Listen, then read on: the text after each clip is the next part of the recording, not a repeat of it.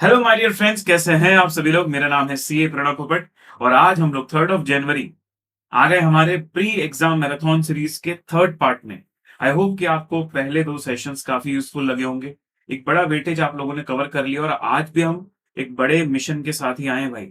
आज भी हम लोगों को 10 मार्क्स का वेटेज कवर करना है यूजिंग दीज 2 चैप्टर्स, जिनका नाम है chapter 12 blood relations and chapter number 10 direction test. ये दोनों ही हमारे लॉजिकल रीजनिंग पोर्शन के चैप्टर्स हैं और दोनों के ही अंदर वही सेम मॉडल्स हैं। मैं आप लोगों को पहले कॉन्सेप्ट्स और जो भी टिप्स बेसिक्स होंगे वो डिस्कस करूंगा और उसके बाद हम लोग जो है पीवाईक्यूज लेंगे पूरे के पूरे 2025 में। तीनों अटेम्प्ट्स में जो भी पेपर के क्वेश्चंस आए हैं सारे डिस्कस करेंगे, सो दैट आपको एक आइडिया लग जाए कि हाँ भाई पिछले 3 अटेम्प्ट से लगातार किस तरीके के क्वेश्चंस बन रहे हैं एंड कौन से इजी कौन से टफ कैसा मिक्सअप पेपर में एग्जैक्टली टॉपिक से होता है। ठीक है जी, चलिए जी शुरू करेंगे, लेट्स स्टार्ट। तो प्लान एंड अप्रोच जिनको नहीं पता मैं उनको बता दूं। ये जो प्री एग्जाम मैराथन सीरीज है इसके अंदर मैं मल्टीपल सेशंस ले रहा हूं। There will be total 12 session, जिसमें 10 लाइव सेशन रहने वाले हैं और 2 रिकॉर्डेड। तो जैसे आज का आप सेशन जो देख रहे हो ना, ये रिकॉर्डेड है, तो ये मैंने पहले से रिकॉर्ड करके रख लिया है। और क्योंकि मैं आज और कल में ट्रैवलिंग कर रहा हूं तो मैंने आपके लिए ये सेशंस पहले से रेडी रखे हुए हैं और ये प्रीमियर हो रहे हैं। बट ये बिल्कुल फ्रेश सेशन है, बिल्कुल नए सेशन है। इनमें जो मैं क्वेश्चंस करा रहा हूं पहले किसी भी वीडियो में मैंने नहीं करवाए हैं, तो this is 100% useful for you. बस ये 2 दिन के लिए मैनेज कर लेना और ऐसा ही फील करना कि सेशन लाइव चल रहा है। ठीक है भाई, ज्यादा टेंशन मत लेना, मैं तुम्हारे साथ ही हूँ। ओके, तो जैसा कि मैंने ऑब्जेक्टिव बताया, कॉम्प्रिहेंसिव बुक से हम पूरे पूरे कॉन्सेप्ट रिवाइज करेंगे और हर एक टॉपिक में हम लोग पीवाईक्यूज करेंगे। और पीवाईक्यूज में भी मेजर हमारा फोकस रहेगा जो लेटेस्ट वाले पीवाईक्यूज आए हैं उसमें। ठीक है जी, सब्सटेंशियल कवरेज इस सीरीज में आपका होना है और थ्योरी का एक डेडिकेटेड सेशन भी मैं लेने वाला हूं। ये हमारा पूरा शेड्यूल था, जिस शेड्यूल के हिसाब से हमने ऑलरेडी ये 2 सेशंस कंप्लीट कर लिए। 1 of Jain, 2 of Jain. 1 of Jain को आपका मैथ्स फॉर फाइनेंस हो गया है, जो कि बहुत ही हैवी वेटेज चैप्टर है भाई। लगभग 15 मार्क्स 14 मार्क्स का आता है। और फिर हमने measures of central tendency and dispersion 10 marks का कर लिया है। और आज हम लोग आए हैं भाई blood relations and direction test को करने के लिए 3 जनवरी। ठीक है जी, चलिए शुरू कर रहा हूँ। तो मेरे जितने भी नोट्स हैं वो मैं मेरे टेलीग्राम चैनल पर पोस्ट कर रहा हूँ सेशन के खत्म होने के बाद। इस क्यूआर कोड से आप मेरा टेलीग्राम चैनल ज्वाइन कर सकते हैं, ये नाम है लर्न विद प्रणव। और जितना भी मेरा रिवीजन का रिसोर्सेज है क्यूए से रिलेटेड वो सब एक ही जगह पर मैंने डालकर रखा हुआ है। So this is the QR code for that revision library. और सोशली भी आप मेरे साथ कनेक्टेड रह सकते हैं ऑन माई इंस्टाग्राम C_प्रणव। चलिए जी, तो शुरू करता हूं ब्लड रिलेशंस के साथ। सबसे पहले कॉन्सेप्ट्स। देखो यार, लॉजिकल रीजनिंग ना ऐसा टॉपिक नहीं है जिसके अंदर अगर आप देखो तो हम लोग पहले लाइक उसकी थ्योरी पढ़ें और उसके बाद उसमें हम फॉर्मूलाज पढ़ें, ऐसा कुछ भी नहीं होता। जो भी लॉजिकल रीजनिंग होता है सर, उसके अंदर ना क्वेश्चंस की वैरायटी समझ में आनी चाहिए, एग्जैक्टली करना क्या है।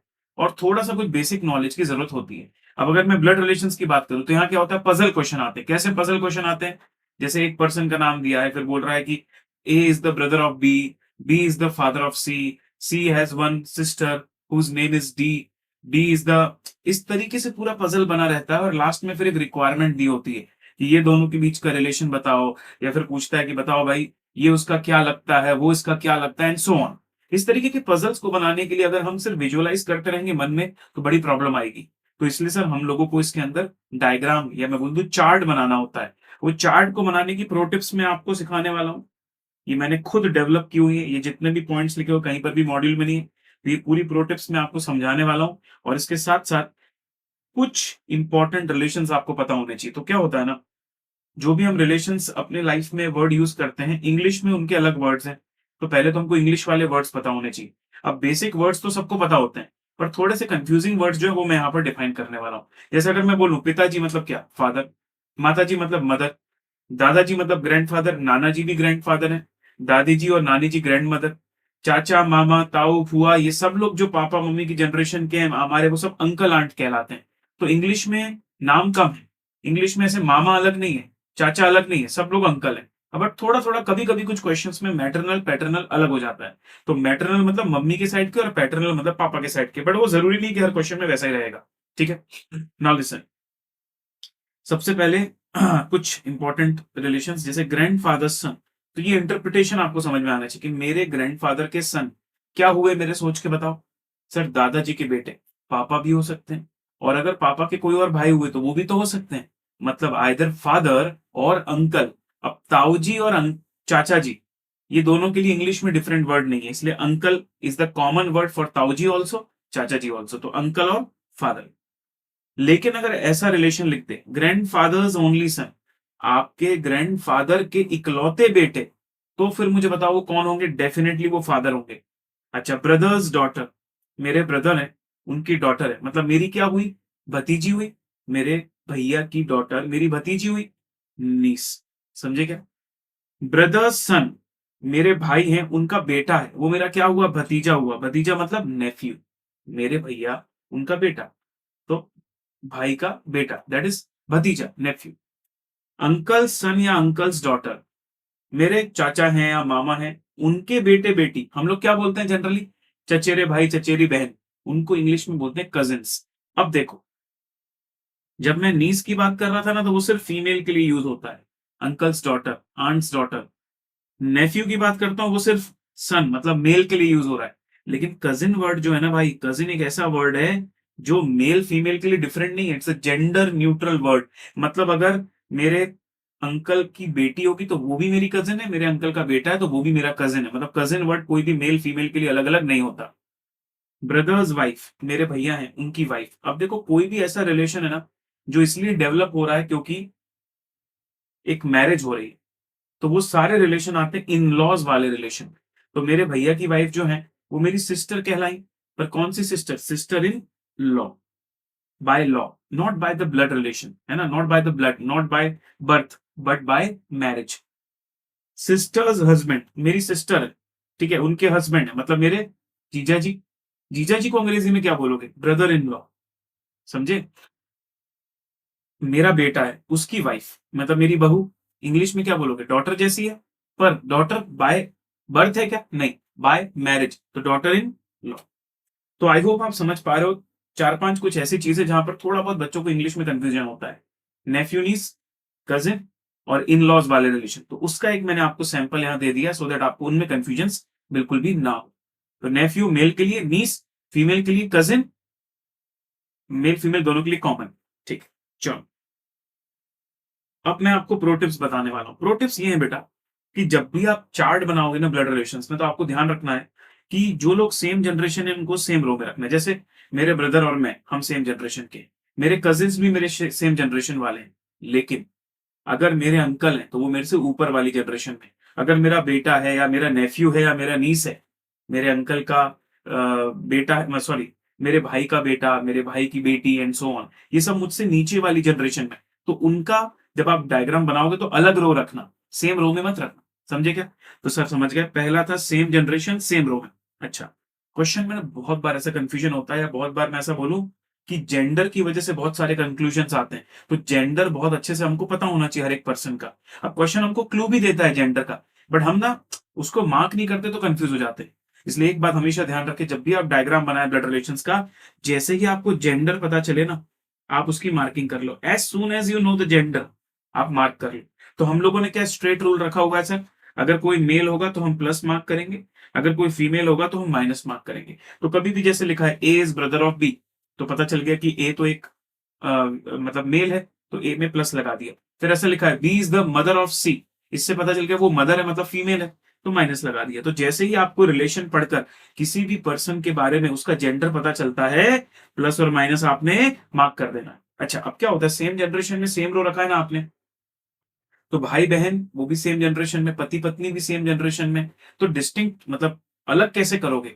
तो हमने क्या नियम बना लिया, हमने बोला देखो, अगर एक ही रो में हस्बैंड वाइफ आ रहे हैं ना, तो आप हस्बैंड और वाइफ के बाहर एक ब्रैकेट लगा दो, तो पता चल जाएगा ये जोड़ी है, ये कपल है। तो ये अपने को एक नियम ध्यान रखना भाई, कि अगर कोई कपल होगा तो हम ब्रैकेट लगा देंगे। परफेक्ट है, बहुत बढ़िया। अगला, सर कभी कभी क्या होता है ना, नाम नहीं देता क्वेश्चन में, कहता है कि ए की जो मदर है ना वो डी की सिस्टर है। अब ए की मदर का नाम तो पता नहीं है, तो आप बॉक्स बना दो खाली। क्यों खाली बॉक्स बना रहे हैं? कभी कभी आगे क्वेश्चन में बढ़ते हैं ना तो बाद में नाम पता चल जाता है, इसलिए अच्छा सा ऐसा बॉक्स बना दो जिसमें एक कैपिटल लेटर तुम डाल पाओ, उतनी जगह छोड़कर ऐसा बॉक्स बना दो, ताकि अगर नाम पता चले तो बाद में उसका नाम वहां पर फिल कर देंगे। Got it sir. तो ये एम्प्टी बॉक्स का कॉन्सेप्ट भी बहुत काम आता है भाई। ऐसे सारे क्वेश्चन आएंगे ना, इसमें सब में मैं यूज करूंगा इस चीज का। अभी सिर्फ बता रहा हूं, बाद में सबका यूज भी बताऊंगा क्वेश्चंस के माध्यम से। फिर दिया, अगर कोई इंफॉर्मेशन प्रॉपर लिंकेज में नहीं है ना, तो आप उस स्टेटमेंट को होल्ड कर दो और बाद में आओगे तो वो लिंक हो जाएगा। जैसे कि A and B are brothers, B is the father of D. तो ये दो स्टेटमेंट ना आपस में लिंक में, कि पहले ए और बी के बीच में लिंकेज दिया था, अब तुम्हारे डायग्राम में बी भी ड्रॉ हो गया, अगली लाइन में बी और सी के बीच में लिंकेज है, तो वहीं से कंटिन्यूएशन में डायग्राम बनता जाता है। लेकिन कभी कभी क्या लिखा रहता है, A and B are brothers and Q and R are sisters. अब सेकेंड लाइन में सीधे क्यू एन आर आ गए, तो या तो उसका अलग से डायग्राम बनाओ, या फिर उस स्टेटमेंट को थोड़ी देर के लिए रोक दो और बाद में आके उसको लिंक करोगे तो वो लिंक हो जाएगा, तो टेंशन लेने की जरूरत नहीं है। कभी कभी लिंकेज में इंफॉर्मेशन नहीं होती, थोड़ी ऐसा बोल सकता हूँ शफल्ड में रहती है। तो जो जो लिंक हो रहा है पहले उसको उसको ड्रॉ करते जाओ, बाद में जो लिंक नहीं हो रहा वो बाद में लिंक हो ही जाएगा। चलिए नेक्स्ट, सबसे इंपॉर्टेंट अगर मैं कोई प्रोटिप बोलूं ना तुमको, सबसे इंपॉर्टेंट तो वो ये है। सर जो भी क्वेश्चन ने पूछा है हमसे, जैसे पूछा है कि who is M to S, M S का क्या है, तो उसको fill in the blanks format में लिखो, that M is dash to S. इससे क्या तुम कभी गलती नहीं करोगे। जैसे मान लो एम मदर है और एस उसका सन, तो अगर तुमने रिक्वायरमेंट को fill in the blanks format में नहीं कर दिया ना, और ऑप्शन में मदर भी दिया सन भी दिया, तो तुम कई बार कंफ्यूज हो जाते हो। आंसर शायद मदर देना था और तुमने सन आंसर दे दिया, तुम्हारा डायग्राम सही बना, तुमने बिल्कुल सही लिंक किया है, पर जो क्वेश्चन पूछा गया था, जो फाइनल रिक्वायरमेंट थी क्वेश्चन की, वो तुमने थोड़ी गलत समझ ली, जिस वजह से तुम अनर्थ करके आ गए। इसलिए फिल इन द ब्लैंक्स बनाना बहुत इंपॉर्टेंट है, बहुत काम की चीज है। बहुत ही इजी क्वेश्चन है तो चलेगा, मत बनाओ, बट कहीं पर भी थोड़ा सा भी ऐसा लगता है आपको कि नहीं यार ये मैं लैंग्वेज में कंफ्यूज ना हो जाऊं, तो आप fill in the blanks format में रखोगे तो लैंग्वेज कंफ्यूजन कुछ भी नहीं बचेगा। नाउ कभी कभी क्या होता है, हमारे पास दो आंसर्स आते हैं, जैसे आपको याद है थोड़ी देर पहले मैंने बोला था ग्रैंड फादर्स सन, वो तो अंकल भी हो सकते हैं, फादर भी हो सकते हैं। तो ऐसे ही क्वेश्चन की जो रिक्वायरमेंट होती है ना, उसके भी मल्टीपल आंसर्स निकल कर आते हैं कभी कभी, रेयरली कुछ क्वेश्चंस में, तो लोड नहीं लेने का। अगर दो आंसर्स निकल कर आ रहे हैं ना, तो ऑप्शन में एक ही होगा, या तो ऑब्लिक करके दिया होगा, तो वो सॉर्ट आउट हो जाएगा। तो ऐसा नहीं कि मेरे को जब तक सिंगल आंसर ना मिल जाए मैं लगा हुआ हूं, अरे ऑप्शन भी पढ़ लो भाई, ऑप्शन देख लो। मान लो तुम्हारा आंसर आ रहा है नेफ्यू एंड सन, और पता चला ऑप्शन में सिर्फ नेफ्यू दिया है तो टेंशन ही खत्म, या ऑप्शन में सिर्फ सन दिया तो भी टेंशन खत्म, या नेफ्यू ऑब्लिक सन दिया उसको टिक कर देंगे। तो वो चीजें थोड़ा सा ऑप्शन को देखते हुए चलना है। फिर सबसे ज्यादा परेशानी आती है बच्चों को पॉइंटिंग वाले क्वेश्चन।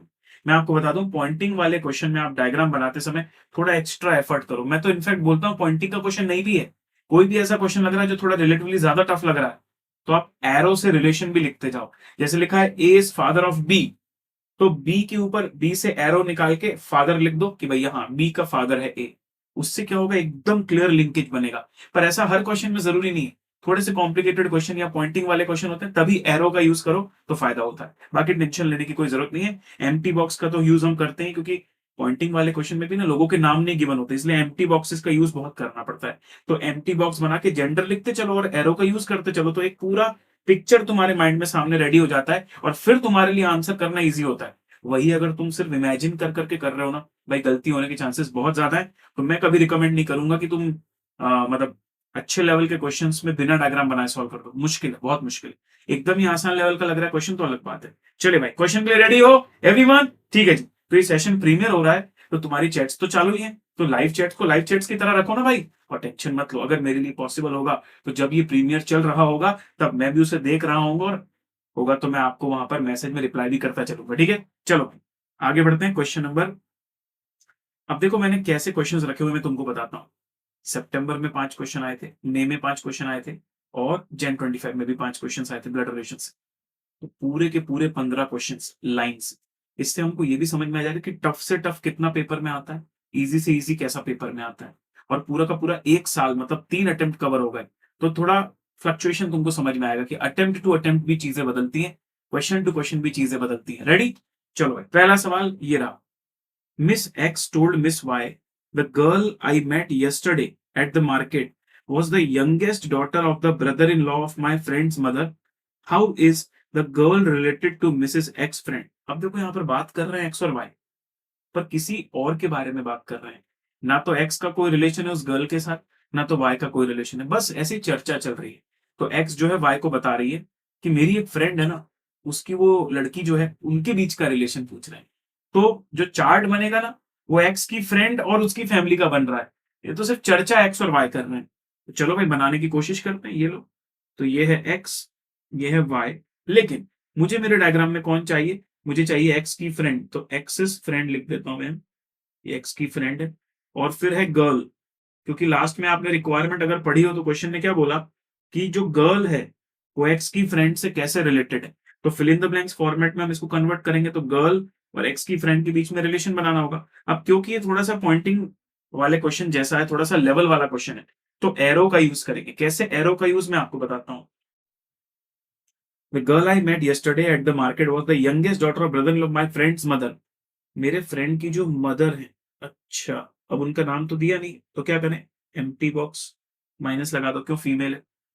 तो मेरे जो फ्रेंड की मदर है, ठीक है, daughter of the brother in law, उनके जो ब्रदर इन लॉ है, ब्रदर इन लॉ, अब देखो brother in law same generation के होते हैं भाई, brother in law same generation के होते हैं।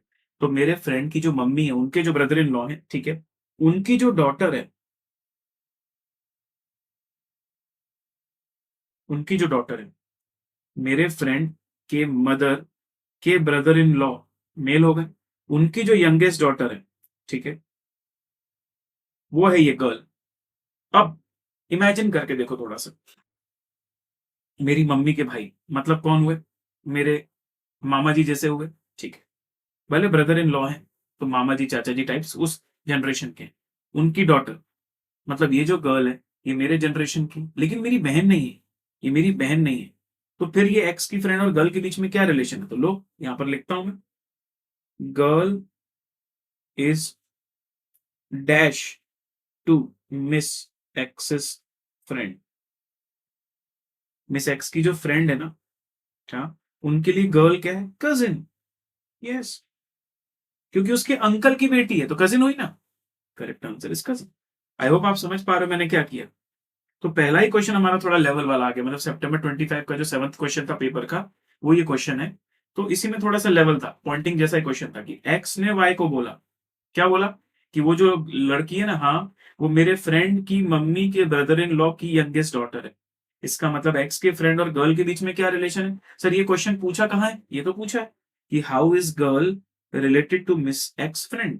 तो मिस एक्स फ्रेंड के लिए गर्ल क्या है, तो गर्ल जो है उसके लिए कजिन की तरह है। ओके, ऑलराइट सर, इसके साथ question 7 is done. I hope मजा आ रहा है, अगर आ रहा है तो क्लियर एंड डन करते चलना, और वीडियो को भी लाइक करते चलना, दोस्तों तक भी पहुंचाते चलना। तो इस तरीके से मैंने पहले से भी सॉल्व करके इसको रखा हुआ है ताकि हम वहां से वेरीफाई कर पाए। बट ठीक है, मैं आपके सामने हर क्वेश्चन इसी तरीके से लाइव सॉल्व ही करूंगा। नेक्स्ट, फिर 8th क्वेश्चन जो आया था वो भी हमारा ब्लड रिलेशंस का था, लिखा हुआ था उसमें सर, देयर आर 6 मेंबर्स, एक फैमिली में देयर आर 6 मेंबर्स जिनके नाम है A B C D E F, और ये भी दिया हुआ है कि E is the brother of A is husband, E जो है ए के हस्बैंड का ब्रदर है, F is mother of E, B is the daughter of D and A and is the granddaughter of C, how is C related to ई। तो ठीक है भाई, बनाते हैं डायग्राम, कोई प्रॉब्लम की बात नहीं। तो अपने पास दिया हुआ है n = 6 लिख देता हूं, कभी कभी काउंट भी बहुत मैटर करता है, कुछ क्वेश्चन में मैटर करता है कुछ में नहीं करता। तो नंबर ऑफ पर्सन 6 है। E is the brother of A's husband, E जो है ब्रदर है किसका, ए के हस्बैंड का, ए के हस्बैंड, ओ। अब मुझे बताओ, अगर वो ए के हस्बैंड है मतलब मेल हुए, तो ए वाइफ हो गई उसकी, फीमेल हो गई, ओ। अगर ए का कोई हस्बैंड है मतलब ए वाइफ है, मतलब वो फीमेल है, और वो जो हस्बैंड है वो मेल है, इसलिए देखो मैंने वहां पर बॉक्स लगा के प्लस लगा दिए। और उसी का भाई है E, E is the brother of A's husband. Now F is the mother of E, F जो है ई की मदर है। अब तुम सोचो, अगर एफ ई की मदर है, अगर एफ जो है वो ई की मदर है, मतलब वो इन दोनों की मदर हुई ना, इसकी भी मदर हुई और इसकी भी मदर हुई, बराबर है। Now B is the daughter of A and D. अब बी जो है ना, डी और ए की डॉटर है, बी जो है वो ए और डी की डॉटर है। अगर वो ए की डॉटर है और ए का हस्बैंड, नाम तो नहीं दिया, पर डी और ए अगर कपल हैं, तो इससे पता चल गया कि ये जो बॉक्स है इस बॉक्स में कौन आएगा, डी आएगा। तो अब समझे आप एम्प्टी बॉक्स का लॉजिक। यस, तो मुझे पहले नहीं पता था कि ये कौन है, इसका नाम नहीं पता था, तो मैंने बॉक्स बना के रखा हुआ था। पर जैसे उसने बोला कि डी और ए की एक डॉटर है बी, तो मैं समझ गया कि ए वाइफ है तो उसका हस्बैंड डी हो गया, और इनकी डॉटर हो गई बी। बढ़िया, next, and is the granddaughter of C. तो बी जो है ना सी की ग्रैंड डॉटर है, सी की ग्रैंड डॉटर, इससे ये भी समझ में आ गया कि एक और जनरेशन में ऊपर सी भी है। अब वो मेल है कि फीमेल नहीं पता, पर एक और ऊपर वाली जनरेशन में, दादा दादी वाली जनरेशन में सी भी है। Now how is C related to E, how is C related to E, मैं यहां पर लिखता हूं, C is dash to E. C जो है ई के लिए क्या है, सी जो है ई के लिए क्या है, बताओ भाई, सी जो है वो ई के लिए क्या है, तो मदर या फादर। सोच के देखो, मदर तो ये हो गई, अब इस जनरेशन में एक ही दूसरा व्यक्ति है, वो फादर हो सकता है, अंकल हो सकता है, इस तरीके से हो सकता है। पर तुम खुद देखो कि ई के ऊपर वाली जनरेशन के कौन कौन से नाम ऑप्शन में दिए हुए हैं। सन तो नहीं हो सकता, अरे ये तो ऊपर वाली जनरेशन में, सन तो पहले गलत। फादर हो सकते हैं, ब्रदर वो तो सेम जनरेशन के हो गए, नहीं हो सकते। ग्रैंडफादर वो भी नहीं हो सकते। एक ही जनरेशन ऊपर में तो एक ही व्यक्ति है यहाँ पर, दैट इज फादर। फादर को टिक कर दिया। तो इसलिए मैंने क्या बोला, थोड़ा सा ऑप्शन को देखकर चलना पड़ता है अपन को। ऐसा 100% एविडेंट नहीं था कि दोनों हस्बैंड वाइफ हैं, पर ये जरूर एविडेंट हो गया था कि क्योंकि ये ग्रैंड डॉटर है, मतलब बी जो है वो सी की ग्रैंड डॉटर है, मतलब सी इज अ ग्रैंड पेरेंट। अब कौन से ग्रैंड पेरेंट है, दादा दादी है, नाना नानी है, कुछ नहीं पता था। लेकिन क्योंकि मैंने देख लिया कि ई और सी के बीच में रिलेशन पूछ रहा है कि सी जो है वो ई के क्या है, तो मैंने बोला एक जनरेशन ऊपर है, एक जनरेशन ऊपर में तो फादर ही हो सकते हैं, सन तो हो नहीं सकता, ब्रदर तो हो नहीं सकता, ग्रैंडफादर तो हो नहीं सकता। तो ऑप्शन के हिसाब से एलिमिनेट करके हमने आगे बढ़ाया गाड़ी को, ठीक है। चलो भाई, तो फादर इसका करेक्ट आंसर था। नेक्स्ट क्वेश्चन, अगला सवाल। A girl introduced a boy. भाई ये वाला क्वेश्चन तो हम लोगों ने एक्चुअली क्लास में भी किया होता है, मतलब मेरी कॉम्प्रिहेंसिव बुक में भी और डायरेक्टली पेपर में उठकर आया था सितंबर 25 में। तो दिया हुआ है गर्ल इंट्रोड्यूस्ड, एक गर्ल है वो इंट्रोड्यूस कर रही है एक बॉय को। कैसे इंट्रोड्यूस कर रही है देखना। कह रही है ही is the son of the daughter of the father of her uncle. तो इस गर्ल के जो अंकल है ना, ठीक है, अंकल मतलब जेंडर क्या हो गया, मेल। हाँ, इसके जो अंकल हैं, उनके जो फादर हैं, फादर ऑफ हर अंकल, ठीक है, उनकी जो डॉटर है, अच्छा उनकी भी डॉटर, उनकी भी डॉटर, उनका ये सन है, उनका ये सन है। अब तुम इमेजिन करो, लड़की बोल रही है कि मेरे अंकल के पापा, मतलब अभी तो मुझे अंकल पता नहीं कि कौन से वाले हैं, पैटर्नल या मैटरनल, मैं मान के चलता हूँ चाचा जी। तो चाचा जी के पापा मतलब ग्रैंडफादर, दादाजी, उनकी बेटी मतलब बुआ जी, और बुआ जी का बेटा मतलब मेरा क्या हुआ। तो बताओ, boy is girls cousin, cousin हुआ ना भाई। अगर मेरे दादाजी हैं, दादाजी की बेटी मतलब मेरी बुआ जी, पापा की सिस्टर बुआ, बुआ का बेटा मतलब मेरा क्या, कजिन। तो एक ऑप्शन हो सकता है कजिन, पर क्योंकि अंकल क्लियर नहीं दिया हुआ, हो सकता है ये मामा हो। तो अगर ये मामा जी हैं, मैटरनल अंकल, तो उनके पापा कहला गए नाना जी, मम्मी के भी पापा। और उनकी डॉटर दो में से कोई एक हो सकती है, या तो मेरी मौसी हो सकती है या तो मेरी मम्मी हो सकती है। अगर वो डॉटर मेरी मम्मी है तो फिर मेरी मम्मी का बेटा मेरा भाई हो गया, और अगर वो मेरी मौसी है तो मेरी मौसी का बेटा भी मेरा कजिन हो गया। तो या तो कजिन आंसर होगा या तो ब्रदर आंसर होगा। और ये क्वेश्चन हम लोगों ने भाई वन शॉट में भी, कॉम्प्रिहेंसिव में भी, क्लास में भी किया हुआ है। बस फर्क ये था कि पहले ना इस क्वेश्चन के अंदर सिर्फ एक ही ऑप्शन हुआ करता था, ब्रदर, और कजिन नहीं होता था ऑप्शन। इस बार उन्होंने बहुत बढ़िया कर दिया, पेपर में देते समय कजिन ऑब्लिक ब्रदर करके एक ऑप्शन ही दे दिया, बॉयज डैश ऑफ गर्ल। तो बताइए वो जो बॉय होगा वो गर्ल का क्या होगा। सर कजिन भी हो सकता है और ब्रदर भी हो सकता है। कुछ लोग बोल रहे सर कजिन तो समझ आ गया, ब्रदर नहीं समझ में आया। अरे क्यों नहीं आया भाई, मेरे मामा जी के पापा मतलब मेरे नाना जी की बेटी मेरी मम्मी भी हो सकती है, मौसी भी हो सकती है।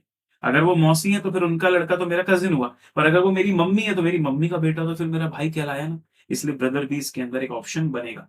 समझे एवरीवन। चलो जी नेक्स्ट, अगला सवाल दिया हुआ है A and B are brothers, C and D are sister. तो ए और बी ब्रदर हो गए, ठीक है जी, और सी और डी सिस्टर है। तो ये इंफॉर्मेशन अभी लिंकेज में नहीं है, तो इसको मैंने स्किप कर दिया, मतलब होल्ड कर दिया। फिर लिखा है ए का एक बेटा है जो डी का ब्रदर है। ए का एक बेटा है, ठीक है भाई, ए का एक सन है, तो किसका ब्रदर है, डी का ब्रदर। अब डी का जेंडर नहीं पता अभी तक। फिर ऊपर लिखा हुआ है, अच्छा तो सर आपने पहले ही इंफॉर्मेशन को ड्रॉ किया, फिर आपने थर्ड वाली लाइन का जो इंफॉर्मेशन है वो ड्रॉ कर लिया, अब आप वापस से सेकंड वाली लाइन में आ रहे हो। यही वो प्रो टिप में मैंने बताया था कि कभी कभी लिंकेज में नहीं होती इंफॉर्मेशन। तो सी और डी एंड सिस्टर, तो डी भी फीमेल हो गई और उसकी एक और बहन हो गई सी। इससे मुझे देखो अब क्या समझ में आ रहा है, सी, डी और ये बॉक्स, ये तीनों भाई बहन है, और इनके पापा हैं ए और उनके भाई हैं बी। अब क्वेश्चन की रिक्वायरमेंट को पढ़ते हैं, चलो भाई। क्वेश्चन में लिखा है how is B related to C. तो B is dash to C. क्या मैंने बोला था, अपनी क्वेश्चन की रिक्वायरमेंट को फिल इन द ब्लैंक्स में कन्वर्ट करो। तो बी जो है सी के क्या है, सी, डी और ये बॉक्स, तीनों के पापा ए हैं और पापा के भाई, मतलब सी के पापा ए, उनके भाई हैं बी। मतलब पैटर्नल अंकल। तो करेक्ट आंसर आना चाहिए अंकल या पैटर्नल अंकल। ऑप्शन में अलग से कुछ पैटर्नल मैटरनल दिया नहीं, सिर्फ अंकल वर्ड दिया, तो I will just pick the word uncle. Option D is the correct answer. क्यों भाई, स्वाद आया, मजा आया, समझ में आ रहा है? तो पेपर के क्वेश्चन अभी लेटेस्ट वाले, यस। चलो, तो uncle is the correct answer. Next, it is given that a person named A is married to B, the person E is the brother of D, and the person B is the mother of C, whose sister is D. How is D related to? अब ऐसे अगर हम सिर्फ सोचते रह जाएंगे ना तो भाई बहुत ही कंफ्यूजन होता है। इसलिए बढ़िया से डायग्राम बनाओ, सुखी रहो भाई। जो भी करना है करेक्ट वाला करना है, गलत नहीं होना चाहिए। तो एक पर्सन है जिसका नाम है ए की शादी हुई है बी के साथ, दोनों कपल हैं, लेकिन अभी ये समझ में नहीं आ रहा हस्बैंड में कौन है और वाइफ कौन है। फिर लिखा है the person E is a brother of D. ठीक है, तो ये इंफॉर्मेशन अभी होल्ड कर देता हूं मैं। फिर लिखा था person B is the mother of C. ओ, जो बी है वो सी की मदर है, इससे पता चल गया कि बी फीमेल है और ए मेल है। तो B is the mother of C. और सी की एक सिस्टर है डी, तो सी का जेंडर नहीं पता लेकिन डी का जेंडर पता चल गया। तो ए पापा, बी मम्मी, और उनकी एक बेटी डी, और एक और चाइल्ड है सी। सी का जेंडर अभी नहीं पता। अब मैं ये वाली इंफॉर्मेशन में जाता हूँ। E is the brother of D. E, एक और इनका बेटा है जिसका नाम है ई। तो तीन बच्चे हो गए, ई डी सी, और मम्मी पापा हो गए ए और बी। अब क्वेश्चन की रिक्वायरमेंट क्या है? How is D related to A? तो D is dash to A. बताओ भाई, डी ए के लिए क्या है? डॉटर। सिंपल सी बात है ना भाई, ये डी है, ए और बी की डॉटर है, तो डी इज डॉटर टू ए। अब यहां पर क्या होता है, कई बार ना आप गलती से फादर भी लगा सकते हो, हालांकि ऑप्शन में नहीं है, बट वैसे कि भाई अगर फादर भी ऑप्शन में होता और आप गलत पढ़ लिए होते अगर लाइन को, तो उल्टा लगा देते। इसलिए फिल इन द ब्लैंक्स में कन्वर्ट करते हैं तो सही रहता है। इसके साथ देखो भाई, सितंबर 25 के 5 क्वेश्चन अपन ने कर लिए। कोई दिक्कत हुई क्या? नहीं ना। तो वही बात है यार, अगर प्रो टिप हमको अच्छे से आती है ना तो डायग्राम अच्छा बनेगा, और डायग्राम अच्छा बनेगा तो क्वेश्चन की रिक्वायरमेंट भी बन जाएगी। चलो भाई, अगला सवाल दिया हुआ है, pointing to a photograph. Photograph वाला क्वेश्चन आ गया। राजेश ने बोला he is Aarav and he is the son of the only daughter of the father of my brother. How is Rajesh related to the Aarav? ठीक है भाई, तो एक राजेश है और एक आरव है, और राजेश जो है आरव को इंट्रोड्यूस कर रहा है। फोटो में आरव है, कैसे इंट्रोड्यूस कर रहा है? कह रहा है ही is the Aarav, he is the son of the only daughter of the father of my brother. तो राजेश कह रहा है कि राजेश के जो ब्रदर है ना, ठीक है, राजेश के जो ब्रदर है, फादर ऑफ माई ब्रदर, उनके जो फादर है मतलब राजेश के खुद के भी पापा, तो मेरे भाई के पापा मतलब राजेश के खुद के पापा, उनकी जो ओनली डॉटर है, अच्छा उनकी जो ओनली डॉटर है, तो फिर तो ये नीचे जाएगा थोड़ा सा। ठीक है, तो मेरे पापा की जो इकलौती बेटी है, मतलब मेरी बहन कहलाई कि नहीं भाई? ठीक है, उनका ये सन है। अब समझो तुम राजेश क्या कह रहा है। राजेश कह रहा है देख मेरे भाई, उनके जो पापा है, मतलब राजेश कह रहा है कि उसके जो पापा है उनकी जो इकलौती बेटी, मतलब राजेश की सगी बहन, ठीक है, राजेश की सगी बहन का बेटा है ये। तो अब आप मुझे बताइए, how is Rajesh related to Aarav? तो राजेश क्या कहलाए उसके? तो राजेश इज डैश, मैं बोलूंगा सर इंग्लिश में, मतलब हिंदी में तो बोलूंगा मामा जी, कि राजेश जो है आरव के मामा कहलाए, क्योंकि आरव की मम्मी के भाई है ना, तो मामा जी को इंग्लिश में बोलते हैं मैटरनल अंकल। अब कई बार मैटरनल अंकल ऑप्शन में होता है, कई बार सिर्फ अंकल होता है। इस क्वेश्चन में क्या है भाई, आई थिंक मैटरनल अंकल दिया हुआ है, तो फिर हम लोग मैटरनल अंकल टिक करेंगे। अगर मैटरनल अंकल नहीं दिया होता, सिर्फ अंकल दिया होता, तो अंकल टिक करते। अगर अंकल भी दिया होता और मैटरनल अंकल भी दोनों दिए होते, तो भी मैटरनल अंकल, जो ज्यादा करेक्ट है उसको टिक करने का। ठीक है, अब यहाँ तो भाई कंफ्यूजन ही नहीं है, एक ही दिया है मैटरनल अंकल। इसके साथ अगले सवाल पे चलता हूं अब मैं। ये देखो कोडिंग वाले सवाल है। कैसे कोडिंग वाले? मतलब जैसे वो स्टार है जिस टाइप के आते हैं ना, उसकी जगह यहाँ थोड़ा नंबर दे दिया कि A3P का मतलब है A is the mother of P, A4P का मतलब ए इज द ब्रदर। तो इस हिसाब से आप 3 लिखा है तो इज द मदर ऑफ, 4 लिखा है तो इज द ब्रदर ऑफ, ऐसे सोच के चलेंगे। Now which of the following means that K is the mother in law of M? तो कह रहा है ये 4 अलग अलग रिलेशन हमने दिए हैं, इनमें से कौन से रिलेशन में ऐसा हो रहा है कि जो के है ना वो एम की मदर इन लॉ है? तो फिर ये मेरे को ऑप्शन वाइज ही चेक करना पड़ेगा, और कोई तरीका नहीं है। तो मैं ऑप्शन ए में चलता हूं सबसे पहले। M9 का मतलब है हस्बैंड, तो M is the husband of N. तो एन वाइफ हो गई, एम हस्बैंड हो गए, कपल हो गए, तो ब्रैकेट में डाल दिया मैंने, पेयर हो गए सर ये। उसके बाद दिया N3K, 3 मतलब mother, N is the mother of K, तो उन दोनों के बच्चे हैं, एक चाइल्ड है के। फिर लिखा है K4J, के इज द ब्रदर ऑफ जे, के इज द ब्रदर ऑफ जे। अब इस वाले डायग्राम को देखकर मुझे ये बताओ, क्या K is mother in law of M? Sir K तो बेटा है एम का, मतलब इस डायग्राम के हिसाब से तो K is son of M, कहां से मदर इन लॉ होगा भाई, के सन ऑफ एम, मतलब ऑप्शन ए तो सरासर गलत है, उसमें तो कोई डाउट ही नहीं, ऑप्शन बी में चलता हूँ। M9 अगेन वही है, M9N, मतलब M is the husband of M, तो M और N हस्बैंड वाइफ हो गए, N वाइफ हो गई, M हस्बैंड हो गए। N5K, 5 मतलब है daughter, N is the daughter of K, N जो है वो K की डॉटर है, ठीक है। फिर दिया K3J, K is the mother of J, और इनका एक और चाइल्ड होगा K, तो मदर है मतलब फीमेल हो गई। अब यहां पर देख के बताओ आप, K is dash to M, sir M की वाइफ है N और N की मम्मी है, मतलब मदर इन लॉ ही तो हुई, सासू माँ। देखो ना भाई, K क्या है, M, M कह रहा है कि मेरी जो वाइफ है N उसकी मम्मी है, वाइफ की मम्मी तो मदर इन लॉ होती है, तो यहाँ पर मदर इन लॉ आ जाएगा। और यही क्वेश्चन की रिक्वायरमेंट थी कि बताओ भाई कौन से ऑप्शन में ऐसा हो रहा है कि K जो है वो M की मदर इन लॉ बन रही है। वो हो रहा है सर हमारे साथ ऑप्शन बी। आई होप आप समझ पा रहे हो मैंने कैसे किया इस क्वेश्चन। तो बढ़िया है यार, कोई दिक्कत की बात नहीं होनी चाहिए इसके अंदर। Now quality, quality are the members of a family consisting of two children, okay, one of whom T is a boy.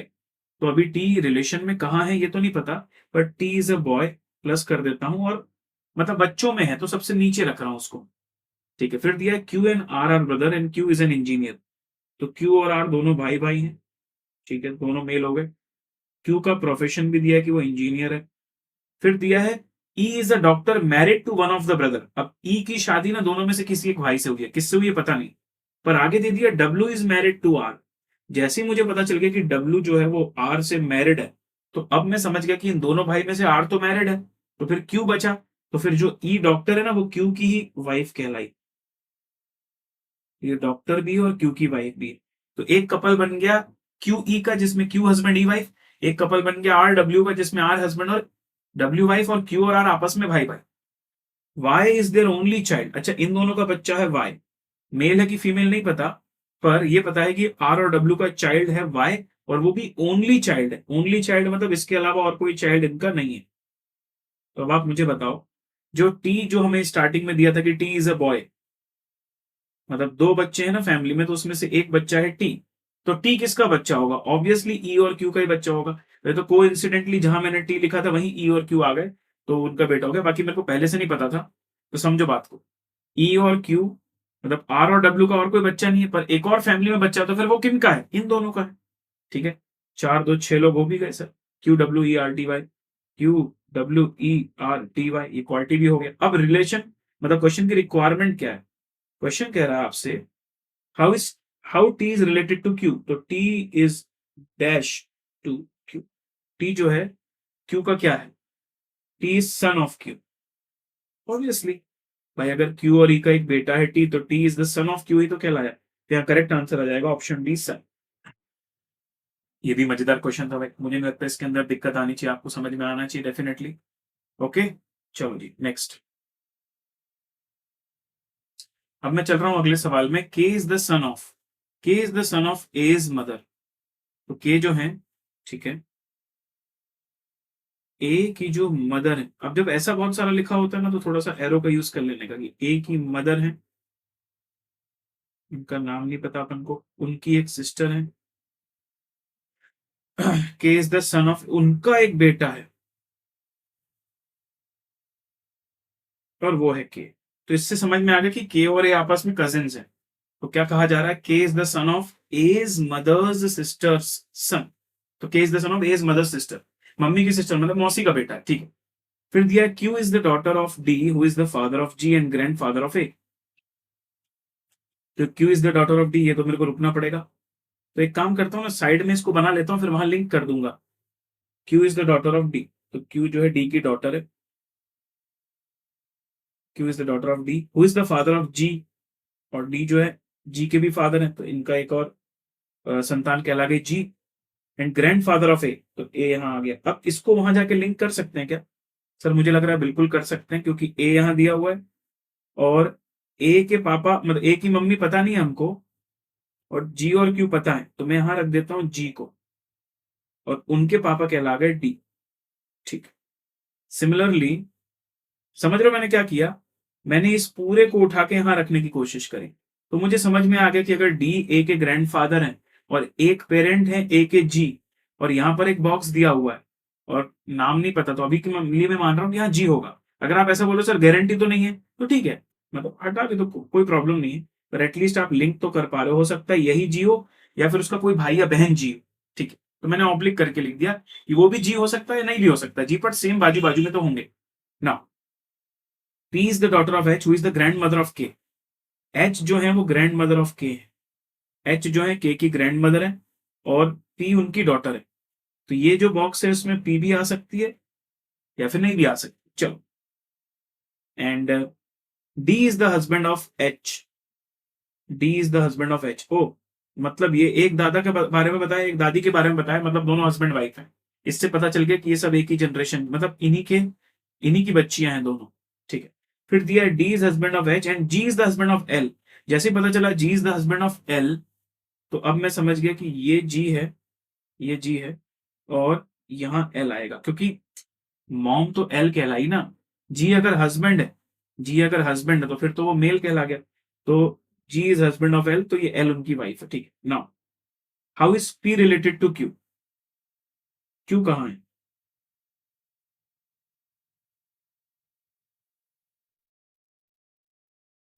एक सेकंड ना, जस्ट 1 सेकंड।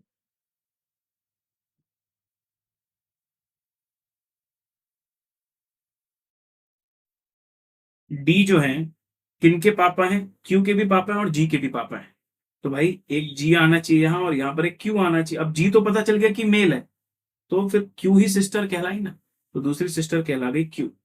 और क्यू के भी ये पापा है, और जी का हस्बैंड एल है तो वो फिर अलग हो गया, मतलब वो इस तरफ आ जाएगा, एल उनकी वाइफ अलग है। तो एल और जी भले हस्बैंड वाइफ है, पर एल तो दूसरी फैमिली से आई है ना शादी के बाद। क्यू तो इसकी बहन है, तो वो बहनें दोनों यहां पर आ गई। और यहां पर कोई और तीसरा नाम दिया नहीं, तो इसका मतलब पी यही हो जाएगा, दिस विल बिकम पी। तो इससे समझ में आ रहा है कि पी और क्यू दोनों आपस में सिस्टर्स हैं। वही जो सिस्टर स्टार्टिंग में दिया था ना, वो दोनों सिस्टर जिनके नाम नहीं दिए थे, वही पी क्यू है, तो करेक्ट आंसर आ जाएगा पी सिस्टर। तो समझे क्या हुआ भाई? देख, जो के था वो ए की मम्मी की सिस्टर का बेटा था, तो ये दोनों आपस में कजिन हो गए, दोनों की मम्मी बहन है। फिर दिया था कि Q is the daughter of D, तो क्यू जो है डी की डॉटर है, और डी जो है जी के भी फादर है और ए के ग्रैंड फादर है। इससे समझ में आ गया कि जी और क्यू दोनों के फादर डी है। तो मैंने जी यहां रखा था, क्यू का पता नहीं था, क्यू यहां अंदर हो भी सकता था बाहर भी हो सकता था, पर मैंने बोल दिया कि हाँ इन दोनों के फादर है डी। फिर पता चला कि एच जो है वो के की ग्रैंड मदर है, और साथ ही साथ इनकी हस्बैंड मतलब इनकी वाइफ भी है डी की, तो ये दोनों हस्बैंड वाइफ हो गए। इससे पता चल गया कि ये जो बच्चियां हैं ना, ये आपस में इन्हीं की बच्चियां हैं, डी और एच ही उनके मम्मी पापा हैं। फिर दिया है लास्ट में कि D is husband of H, हाँ sorry, G is husband of L. तो एल का सच कोई यूज नहीं है कि भाई ये जी है जो कि बेटा है फैमिली का, उनकी एक वाइफ है एल। एल का बाद में कोई रिलेशन का यूज नहीं, तो उसमें ज्यादा दिमाग नहीं लगाना। How is P related to Q. अब पी कहाँ आएगा पता नहीं था, पर ये पता था कि पी एक मतलब बेटी है। अब एक ही जगह तो खाली बच रही जहां पी आ सकती है, तो इसलिए मैंने ऑब्लिक करके जरूर लिखा था, बट कोई और नाम नहीं आया, इसलिए फिर पी यहीं आएगी। तो दो बहनें हो गई, एक क्यू और एक पी, और उनका एक भाई हो गया जी, जी की वाइफ हो गई एल, इनके मम्मी पापा हो गए डी एच, और दोनों के बच्चे ए और के। तो आपस में पी और क्यू क्या है? सिस्टर्स। वो आपस में सिस्टर्स हो गए। ठीक है, चलो, ये तो बहुत इजी टाइप के क्वेश्चन होते हैं सर, वैसे आपने नंबर वाला भी किया अभी। तो हैश का मतलब दिया है, स्टार का मतलब दिया है, एट द रेट का मतलब दिया है, आपसे पूछ रहा है कि बताओ ये जो दिया है ना G at the rate T hash P, इसका क्या मतलब होता है? तो मैंने बोला G at the rate, at the rate मतलब होता है मदर ऑफ, तो G is the mother of T. ठीक है भाई, तो ये हो गई female, G is the mother of T. T hash, hash मतलब father, T is the father of, T is the father of P, तो टी जो है पी के फादर है, उनका जेंडर भी पता चल गया। अब सिर्फ इतने से डायग्राम की मदद से आपको बताना है चारों में से कौन सा ऑप्शन सही है। क्या G is the mother of P? No, G तो ग्रैंड मदर है, तो ये गलत हो गया। क्या P is the father of T? अरे नहीं रे, उल्टा है, T is the father of P है, तो ये भी गलत। क्या T is the son of G? ये पक्का है, क्योंकि देखो जी का बेटा है टी, मेल पता भी है, और जी उनकी मम्मी भी है, तो definitely T is the son of G, ये करेक्ट आ रहा है। और P is the brother of T? No भाई, ब्रदर तो वो सवाल ही नहीं उठता, नीचे वाली जनरेशन है, तो ये भी गलत। इसका मतलब क्वेश्चन 36 का करेक्ट आंसर है हमारा ऑप्शन सी। नाउ नेक्स्ट, फिर दिया हुआ अपने पास U is the father of W. ठीक है भाई, इसको विड्रॉ करते हैं। तो U is the father of W, U is the father of W. X is the son of V. Again hold करना पड़ेगा information. Y is the brother of U. Y जो है वो U के ब्रदर है, तो Y और U भाई भाई. If W is the sister of X, W X की सिस्टर है. X is the son of V. अब जैसे ही पता चला कि देखो X U का भी सन है पर V का भी सन है, मतलब V क्या कहला गई, उसकी मम्मी कहला गई ना, तो V और U हस्बैंड वाइफ हो गए. फिर how is X related to Y? X is dash to Y. अब सोच के देखो, Y के एंगल से सोच के देखो. Y का ब्रदर है U, उनका बेटा या बेटी है X. अच्छा, X का जेंडर पता चला क्या? X का जेंडर नहीं पता चला, तो दोनों में से कोई एक चीज होगी, या तो X नेफ्यू होगा या नीस होगा. नीस तो ऑप्शन में है नहीं, तो nephew will be the correct answer. ओ समझे क्या? Y जो है वो X के चाचा है. कैसे? X और W के मम्मी पापा हो गए VU, पापा है U, पापा के भाई मतलब चाचा या मतलब अंकल. तो Y तो X के अंकल है, पर क्वेश्चन ऐसा थोड़ी पूछा कि Y क्या है, पूछ रहा है X क्या है Y का. X उनका भतीजा या भतीजी कहलाई. अब नेफ्यू और नीस दोनों हो सकते हैं, पर ऑप्शन में तो नहीं दिया ना भाई. ऑप्शन में तो केवल नेफ्यू दिया, इसलिए सिर्फ नेफ्यू को टिक कर सकते हो आप. ठीक है, चलो अगला सवाल. B is the daughter of A. B is the daughter of A. C is the brother of B. ठीक है. C is the only son of D also. तो इससे पता चलेगा कि भाई D और एक कपल है आपस में. C and E are also married couple. तो C और E भी married couple है, जिसमें C मेल है और E फीमेल है. F is the only son of E. F इनका son है. Then how is F related to A? F is dash to A. अब तुम बोलोगे सर मुझे तो A का जेंडर ही नहीं पता, मैं कैसे बताऊंगा? अरे भाई किसके बारे में पूछ रहा है? F के बारे में. तो A का ग्रैंड सन तो समझ में आ रहा है ना F. अब A चाहे दादी हो या दादा, उससे फर्क नहीं पड़ता, क्योंकि पूछ रहा है F क्या है. F दादा या दादी का क्या है? Grand son. तो जो क्वेश्चन की रिक्वायरमेंट है उसमें A का जेंडर मैटर ही नहीं करता, तो फिर क्यों ढूंढना भाई? ऐसी चीज की क्यों टेंशन लेनी जिसकी नीड ही नहीं है. ठीक है, चलो भाई, तो ये हो गया अपना एक और सवाल. Grandson is the correct answer. ये इजी था भाई, बहुत इजी था. Given that X is the mother of Y. X is the mother of Y. So Z is the son of X. Y का जेंडर अभी नहीं पता अपन को. A is the brother of B. B is the daughter of Y. B Y की daughter है, और A जो है उनका भाई. तो A और B भाई बहन, और उनके पेरेंट है Y. Who is the grandmother of A? अब ये तो बहुत ही इजी क्वेश्चन हो गया. A की ग्रैंड मदर कौन है बताओ? A के पापा Y, उनकी मम्मी ग्रैंड मदर, या A की मम्मी जो भी बोल दो भाई. ग्रैंड मदर तो पूरे डायग्राम में एक ही नजर आ रही, वो है X. और जेंडर भी वहां माइनस मार्क है ऑलरेडी, तो भाई X के सिवा कोई और आंसर हो ही नहीं सकता. थर्ड जनरेशन में तो एक ही पर्सन है ना पूरे क्वेश्चन. नाउ अगला सवाल. जेन 25 में आ चुके भाई हम लोग. अब पता है ना आपको, जेन 25 में आ चुके हैं. काफी सारे क्वेश्चन हमने कर दिए अलग अलग वैरायटी के. आपको देख के समझ में आ रहा होगा कि लेवल वाले भी आते हैं और इजी वाले भी आते हैं, मिक्स चलता है. ऐसा नहीं कि अब इसने सोच लिया कि इस अटेम्प्ट में इस चैप्टर से सारे टफ देने, या इस अटेम्प्ट में इस चैप्टर से सारे इजी देने, ऐसा भी नहीं होता. कभी 3 टफ 2 इजी, कभी 3 इजी 2 टफ, कभी 4 इजी 1 टफ, चलता रहता है. L is the wife of N. तो एल फीमेल हो गई, एन मेल हो गए, दोनों हस्बैंड वाइफ है तो ब्रैकेट लगा दिया. पी इनका सन है, पी इज द बेटा. K is the brother of N. K इनका भाई है एन का. एंड फादर ऑफ ओ, और वो ओ का फादर है. What is the relationship of P and O? बहुत ही इजी भाई. पी के पापा भी हैं, ओ के पापा भी हैं, तो आपस में दोनों कजिन्स. अब ऐसे केस में ना मैं मतलब नहीं भी बनाऊंगा फिल इन द ब्लैंक्स तो चलेगा, क्योंकि आपस में रिलेशन पूछ रहा है ना. ठीक. C is the sister of B. जेन 25 का एक और क्वेश्चन है. सी जो है बी की सिस्टर है. D is the father of A. इस इंफॉर्मेशन को होल्ड करना पड़ेगा. A is the brother of B. A जो है बी के ब्रदर है. तो सी और ए का जेंडर पता चल गया, बी का नहीं चला. लेकिन D is the father of A जैसे ही पता चल गया, मतलब तीनों के फादर डी हैं. D and E are married couple, तो मतलब ई मम्मी है, डी पापा है. How is C related to E? C is dash to E. C is dash. C is dash to E. C is dash to E. Daughter. Sir ऐसे easy थोड़ी आते होंगे paper में भाई. Paper की सारे क्वेश्चन पेपर के कर रहे हैं. मैंने लॉन्च करते समय क्या बोला था? I will only do PYQs. सारे पीवाईक्यूज ही कर रहे हैं हम लोग. ठीक है, चलो भाई. तो इसके साथ ब्लड रिलेशन अपना खत्म हो गया है, और अब हम लोग चल रहे हैं डायरेक्शन टेस्ट की तरफ. ठीक है, चलो let's start with the direction test. I hope आपको मजा आया होगा भाई. तो अगर कॉन्फिडेंस बूस्ट हो रहा है, क्वेश्चंस पेपर के देखकर और अच्छा लग रहा है, तो बिल्कुल भाई, वीडियो को लाइक करना और अपना फीडबैक भी ज़रूर देना। एंड ये नोट्स भी तुम डेफिनेटली डाउनलोड कर सकते हो टेलीग्राम, मैंने स्टार्टिंग में सब बताया हुआ है, सारे क्यूआर कोड्स भी शेयर किए हुए हैं स्टार्टिंग में सेशन के, ठीक है। डायरेक्शन टेस्ट में भी क्या होता है, पजल ही होते हैं, बट अब इस पजल में ना थोड़ी चीजें बदल जाती है। मतलब नॉर्थ साउथ ईस्ट वेस्ट का लॉजिक आ जाता है, उसके बाद राइट लेफ्ट का लॉजिक आ जाता है, थोड़ा बहुत एंगल का यूज भी होता है, तो वो क्वेश्चन टू क्वेश्चन अपन लोग देखते चलें। तो यहाँ क्वेश्चंस में डायरेक्शन पजल होते हैं, सक्सेसिव फॉलो अप की, यार ये राइट गया, फिर वहां से लेफ्ट लिया, फिर नॉर्थ चला गया, ऐसे करके किलोमीटर दिए होते हैं। फिर मेनली ना दो टाइप के क्वेश्चन बहुत देखने को मिलते हैं, पर वो पेपर में नहीं आते।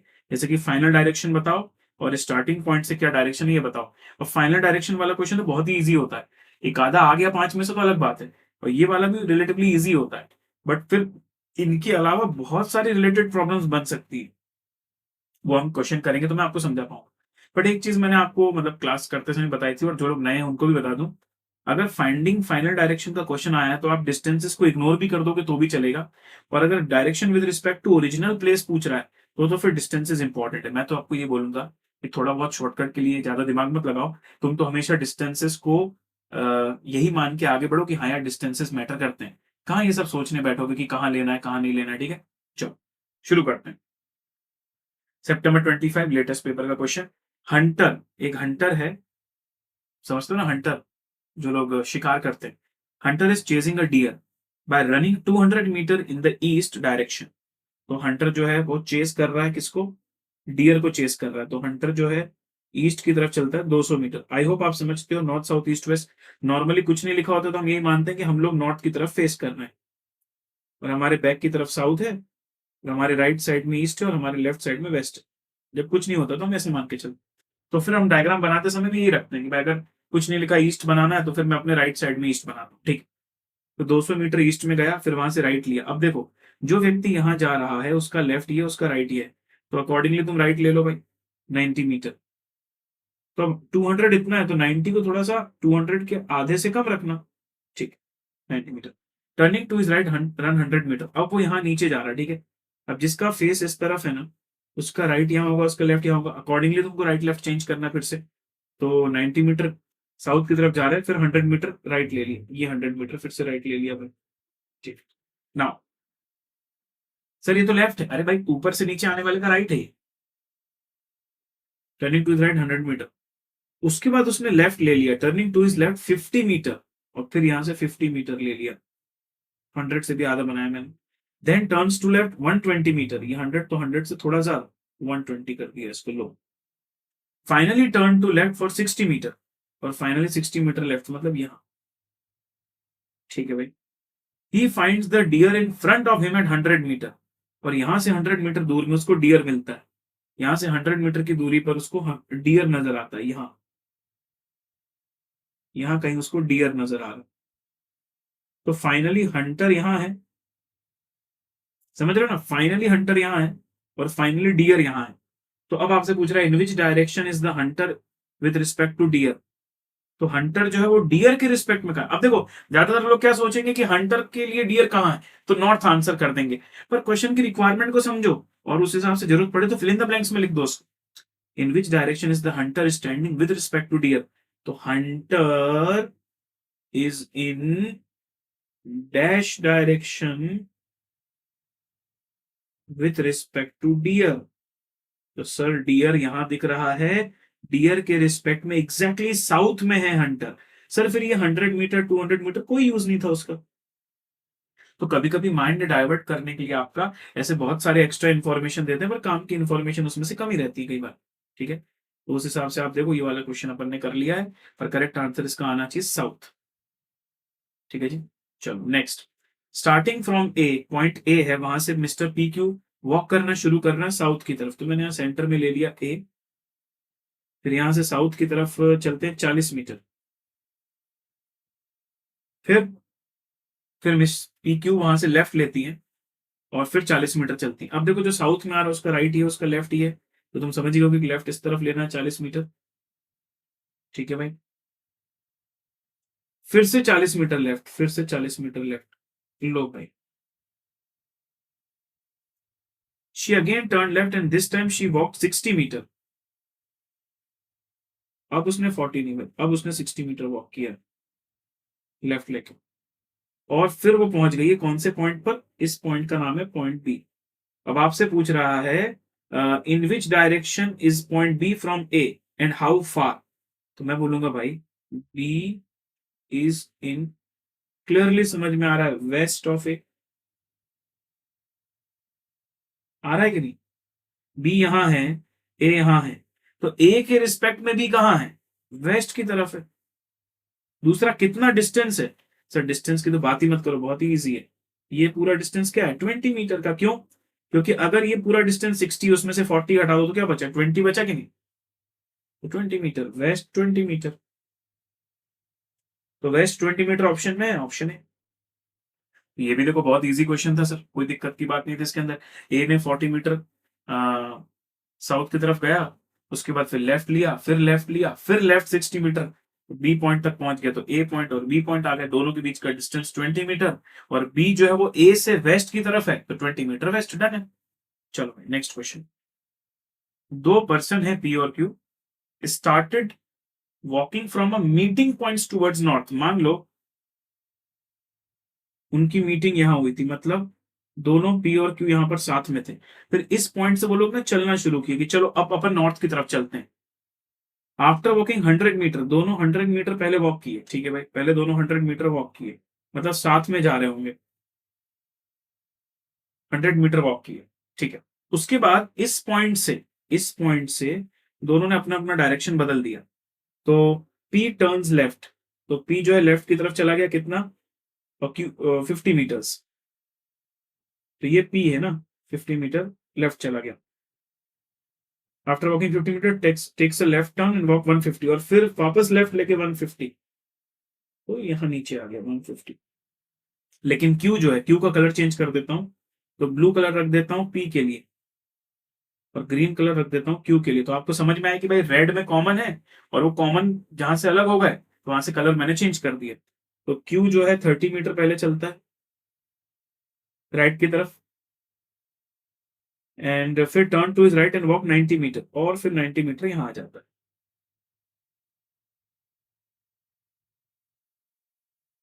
ठीक है। What is the shortest distance between P and Q?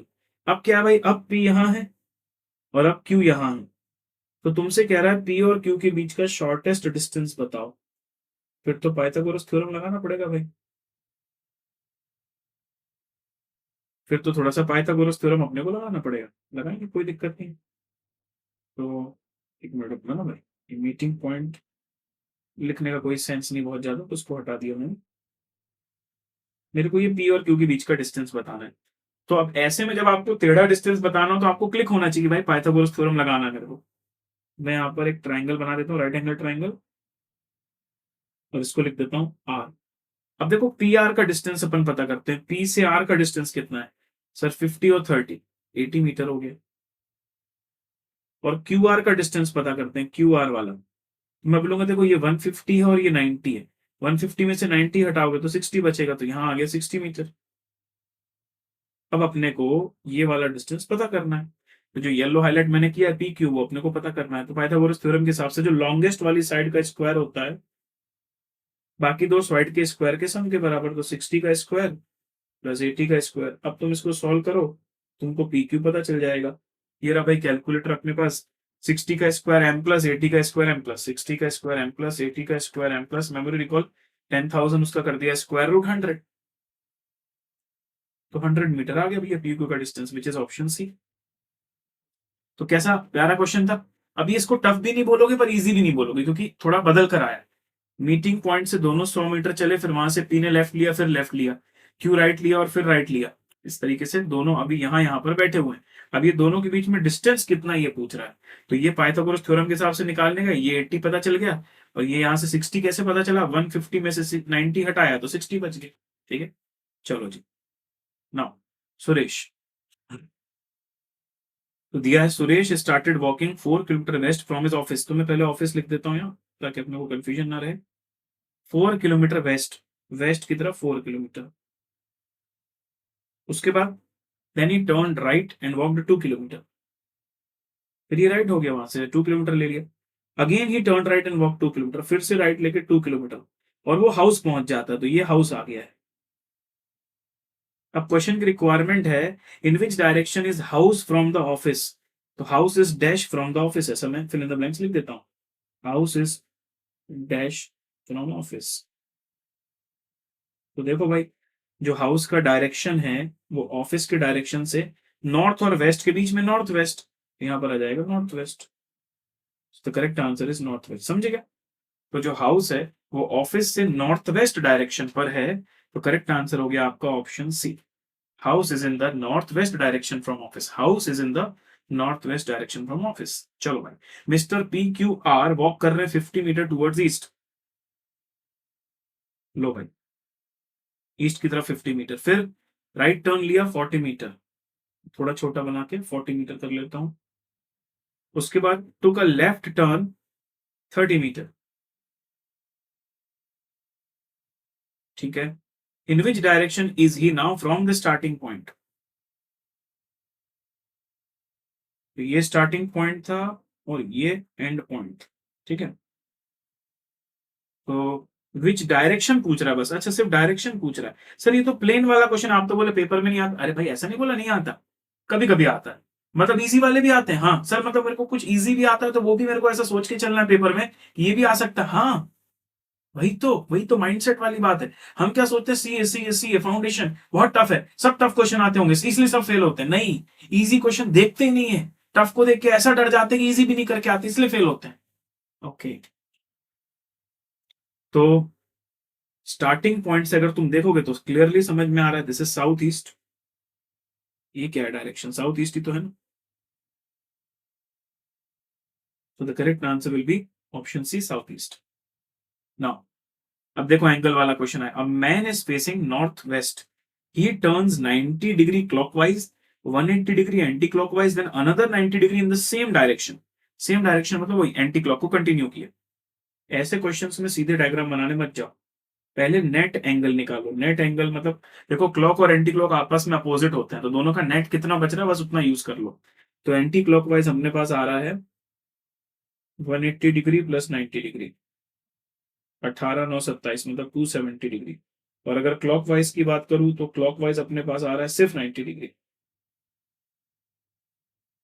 तो अगर मैं नेट बोलूं तो नेट क्लॉकवाइज ज्यादा है कि anti clockwise? Sir anti clockwise ज्यादा है, तो नेट एंटी क्लॉकवाइज कितना आएगा? 270 माइनस 90 दैट इज 180 डिग्री। तो नेट एंटी क्लॉकवाइज आएगा 180 डिग्री। अब तुम सोचना समझना इस बात को, ठीक है, ध्यान से क्या बोल रहा हूं। पर्सन नॉर्थ वेस्ट की तरफ फेस कर रहा था, ये नॉर्थ वेस्ट डायरेक्शन कहलाता है। वो इस तरफ फेस कर रहा था और वो उस हिसाब से रोटेट हुआ है कि net net net net 180 degree anti clockwise है। ये कहलाता है 180 degree anti clock. Anti clock है ना, तो घड़ी के जैसा नहीं, अपोजिट होगा घड़ी का। इस तरीके, सॉरी, पहले तो सही था, घड़ी ऐसे नहीं घूमती ना, घड़ी का उल्टा घुमाया मैंने। ये 180 डिग्री एंटी क्लॉकवाइज। अब इस हिसाब से देखो आप, जो उसका नया फेसिंग होगा वो क्या होगा? सर नॉर्थ वेस्ट का जस्ट अपोजिट बता दो, दैट इज साउथ ईस्ट। तो ये था इनिशियल, और रोटेशन होने के बाद जो फाइनल डायरेक्शन आ रहा है वो क्या है? तो सर जो final direction, the direction is facing now is actually south east, option C. समझे क्या भाई? तो नॉर्थ वेस्ट का इनिशियल डायरेक्शन और फाइनल डायरेक्शन है साउथ ईस्ट। बोलो done done done done done. Yes sir, आगे बढ़ते हैं, let's move on to the next one now. अब दिया मे 25 में रजनी वॉक करती हैं 20 मीटर टूवर्ड्स नॉर्थ। ठीक है भाई, उसके बाद then she turn right 30 metre. चलो 30 मीटर राइट चलती है।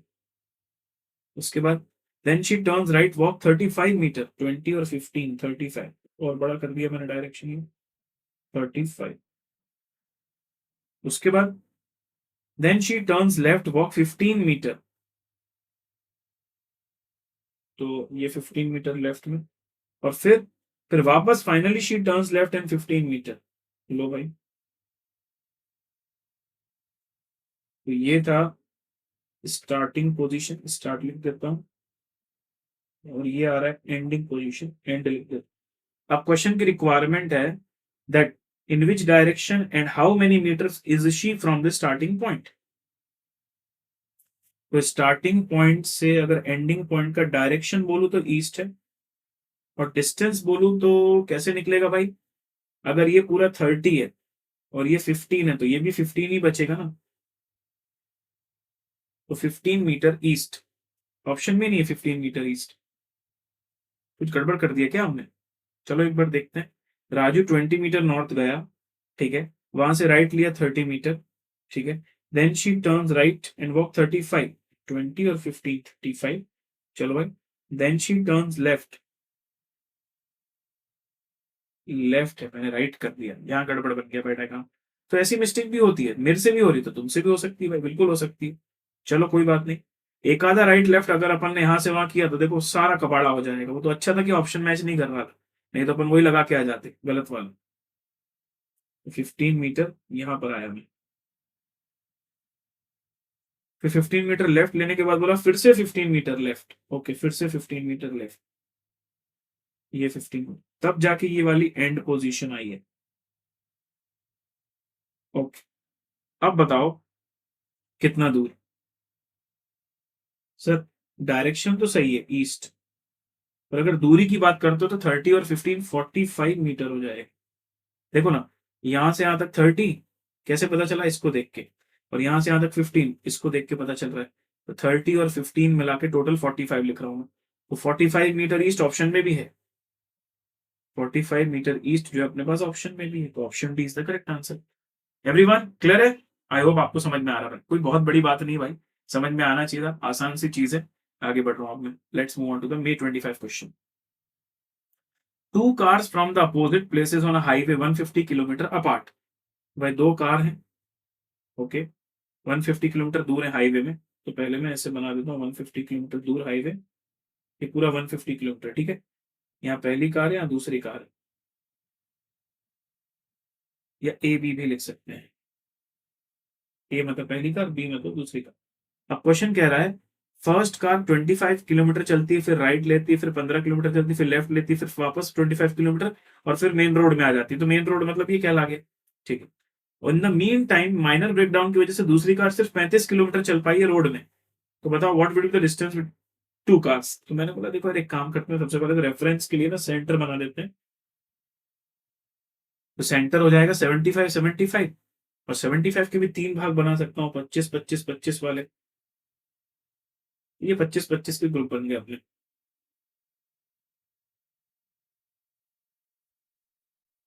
समझे क्या? दिस इज 25 25 50 और 25 75 25 100 125 150। इस तरीके से 25 25 किलोमीटर का मैंने ऐसा पार्टीशन बना दिया ताकि अपने को रेफरेंस लेने में इजी पड़े। अब कह रहा है पहली कार 25 किलोमीटर जाती है, पहली कार 25 किलोमीटर जाती है मेन रोड में, फिर राइट टर्न लेती है 15 किलोमीटर, फिर राइट टर्न ले लिया 15 किलोमीटर, फिर लेफ्ट ले लिया अनदर 25 किलोमीटर, वहां से लेफ्ट ले लिया और 25 किलोमीटर, और फिर वहां से वापस मेन रोड में आ जाती है। मतलब फिर 15 किलोमीटर लेफ्ट लेना पड़ेगा तो ही मेन रोड में आएगी ना वापस से, ठीक है भाई। Then takes the direction back to the main road. तो ये टोटल अभी तक ये वाली कार चली है, रेड वाली कार ए। अब ब्लू वाली कार इतने देर में सिर्फ 35 किलोमीटर चली है। तो 35 मतलब कितना? ये 25, और ये 25 में से मान लो 10 और, ये 25 और ये 10 और, तो यहां तक पहुंची दूसरी कार। मतलब अब ये जो मैं रेड कलर से ए लिख रहा हूं ना, ये पहली कार की फाइनल पोजीशन है, और मैं ब्लू कलर से बी लिख रहा हूँ, ये दूसरी कार की फाइनल पोजीशन। क्वेश्चन की रिक्वायरमेंट है what would be the distance between two car at this point. अब इस पॉइंट पर दोनों के बीच में क्या डिस्टेंस होगा? तो बहुत ही सिंपल है निकालना भाई। देखो 25 25 50, और ये 25 में से 10 हटा दो, बचे 15, 50 और 15 मतलब 65 किलोमीटर। देख के भी समझ में आ रहा है, कोई बड़ी बात नहीं है। तो इन दोनों के बीच में अब 65 किलोमीटर का डिस्टेंस गैप है।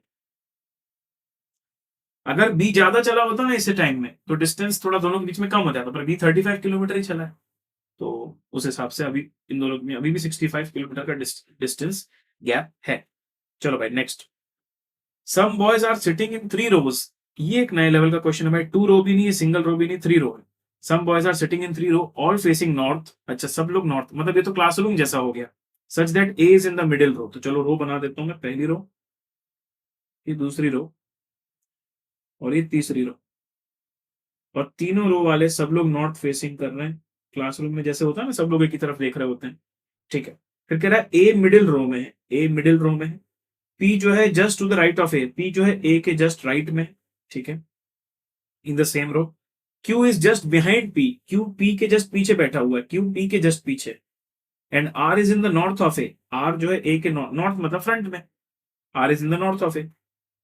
In which direction of R is Q, so Q is in dash of R। तो Q जो है वो R से किस डायरेक्शन में, साउथ ईस्ट। देखो ना, R से किस डायरेक्शन में है Q, साउथ और ईस्ट के बीच में, south east. The correct answer will be option D, south east.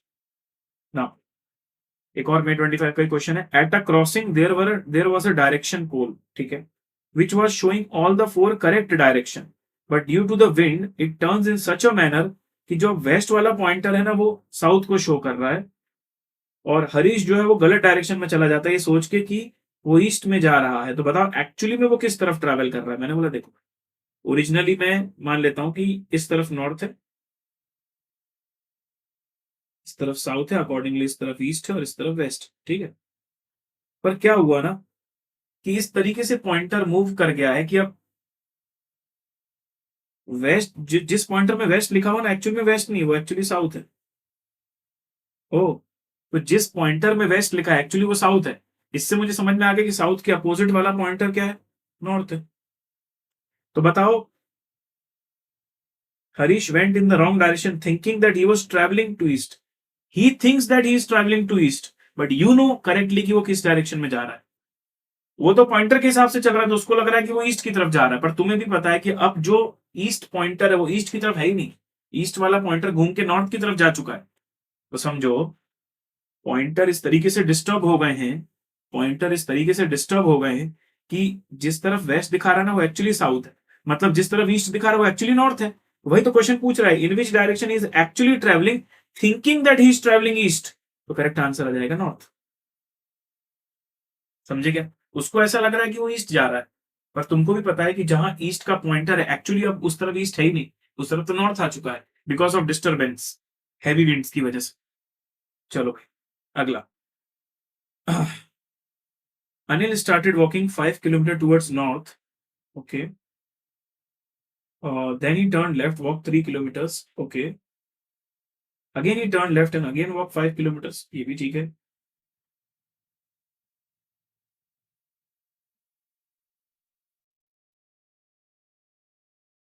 Then the total number of kilometer he walked. Total कितने किलोमीटर वॉक किया, 5, 3 और 5। ऐसा नहीं पूछ रहा ना कि पॉइंट टू पॉइंट डिस्टेंस बता, टोटल वॉक कितनी हुई है, तो 5, 3, 8, 5, 13 किलोमीटर। तो बहुत ही सिंपल क्वेश्चन है, one of the easiest question ever I have seen. Jan 25 में आ चुके हम लोग। Raju started walking 10 kilometre towards east from his home. तो ये होम है, वहां से वो 10 किलोमीटर ईस्ट की तरफ चल दिया। ही turn right and walk 5 kilometre towards south, और फिर उसने राइट लिया और 5 किलोमीटर में साउथ में गया और स्कूल पहुंच गया। तो अब आपसे पूछ रहा है in which direction is his school from his home. तो school is in which direction from home, school is in dash from home. Sir बहुत ही क्लियरली एविडेंट है कि होम से अगर हम विद रिस्पेक्ट टू होम देखें तो स्कूल साउथ ईस्ट में है। बहुत सारे क्वेश्चंस का आंसर साउथ ईस्ट है भाई। कुछ ना समझ में आए तो साउथ ईस्ट लगा के आ जाना, ठीक है। चल 89, what is the direction now, मतलब बहुत ही इजी क्वेश्चन है। A started walking from his house and walk 4 kilometre towards north, turns right and walk 3 kilometre. If he turns right again what is the direction now, फिर से right लिया तो ये कौन सा डायरेक्शन है, साउथ है। समझे, फिर से राइट ले लिया, साउथ डायरेक्शन, ऑप्शन बी। चलो 4 गया नॉर्थ, फिर राइट ले लिया, फिर वापस राइट ले लिया तो साउथ आ गया। ये सबसे इजीएस्ट लेवल के जो क्वेश्चन होते हो। सर इजी क्वेश्चन आते हैं क्या पेपर में, देखो आए हुए हैं। A man starts walking 10 kilometers towards the north. He turns right and walk 5. ठीक है भाई, turns right again and walk 10। बताओ एक ही अटेम्प्ट में ऐसे टाइप के दो दो क्वेश्चन आ गए। In which direction is he from the starting point, तो ये starting point and this is the end point. तो in which direction from the starting point से कंपेयर करें तो is in the east direction, है ना भाई। अभी वो कहां पर है, अभी वो अपने स्टार्टिंग पॉइंट से एग्जैक्ट ईस्ट पर है, क्योंकि इतना गया फिर उतना वापस आ गए, एग्जैक्ट ईस्ट है।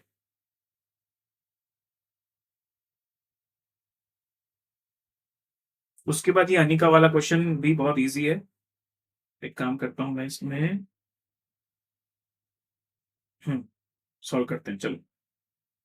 In the morning Anika started walking from a point where her shadow falls in front of हर।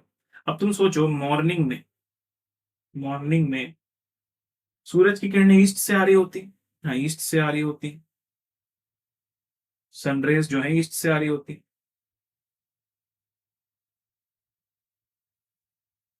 सन की जो रेज है वो ईस्ट से आ रही होती, तो कोई भी ऑब्जेक्ट जो यहां होगा ना बीच में, उसका शेडो इस तरफ आएगा। तो तुम ये बताओ, अगर वो ऐसा बोल रहा है कि मॉर्निंग में अनिका जो है ऐसे चलना शुरू करती है कि उसकी शेडो उसके सामने रहती है, मतलब बताऊं मैं, अनिका टूवर्ड्स वेस्ट जाना शुरू कर चुकी है। क्योंकि देखो, अगर मैं सूरज की तरफ चलूंगा ना तो मेरा परछाई मेरे पीठ की तरफ होगा, पर मैं सूरज के अपोजिट चलूंगा ना, मतलब सुबह ईस्ट से सनलाइट आ रही है और मैं वेस्ट की तरफ जा रहा हूं ना, तो सामने मेरे को परछाई दिखेगी। तो फ्रंट ऑफ अर्थ लिखा हुआ है, तो इससे तुमको समझ में आना चाहिए यहाँ भाई सबसे पहले वो वेस्ट की तरफ गई है। तो 2 किलोमीटर वेस्ट गए भाई, ये क्रक्स था क्वेश्चन का, बाकी तो इजी है। तो 2 किलोमीटर वेस्ट गए, वहां से लेफ्ट लिया फिर से 2 kilometre, again she turn left फिर से 2 kilometre, in which direction she is now facing. अब देखो इजीएस्ट क्वेश्चन बना दिया उसको, फाइनली कहां फेसिंग हो रही है, फाइनली ईस्ट में फेसिंग हो रही है, खत्म। So the final facing is towards east. चलेगा एवरीवन, ठीक है, ऑल राइट सर। तो इसके साथ दोस्तों मैं आपको यहाँ बता दूं कि हम लोगों ने जो है कौन कौन से 2 चैप्टर से भाई अपने, एक तो है आपका ब्लड रिलेशंस और एक है डायरेक्शन टेस्ट, दोनों के ही, क्योंकि ऑब्वियसली इसमें कॉन्सेप्ट्स और फॉर्मूले नहीं होते इसलिए समय भी कम लगा हमारा, और हम लोगों ने 1 घंटे 15 मिनट के आसपास में ये दोनों चैप्टर्स के पिछले 3 अटेम्प्ट्स के पीवाईक्यूज अच्छे से सॉल्व करके समझ गए हैं। सेशन आपको कैसा लगा वो कमेंट बॉक्स में जरूर बताइएगा। ये जो नोट्स हैं आपको ये मेरे टेलीग्राम चैनल पर मिल जाएंगे, अगर आपको टेलीग्राम चैनल नहीं पता तो मैं आपको यहाँ क्यूआर कोड दिखा देता हूँ, ये क्यूआर कोड को स्कैन करके आप मेरा टेलीग्राम चैनल ज्वाइन कर सकते हो। और ये रिवीजन लाइब्रेरी का क्यूआर कोड है, रिवीजन लाइब्रेरी में आपको क्यूए से जितने भी रिलेटेड रिसोर्सेज है सब एक जगह पर मिल जाते हैं। और उसके अलावा आप सोशली भी मुझसे कनेक्टेड रह सकते हैं, मेरे Instagram account C_Pranav। Thank you so much guys, bye bye, take care, see you all, मिलते हैं वेरी सुन।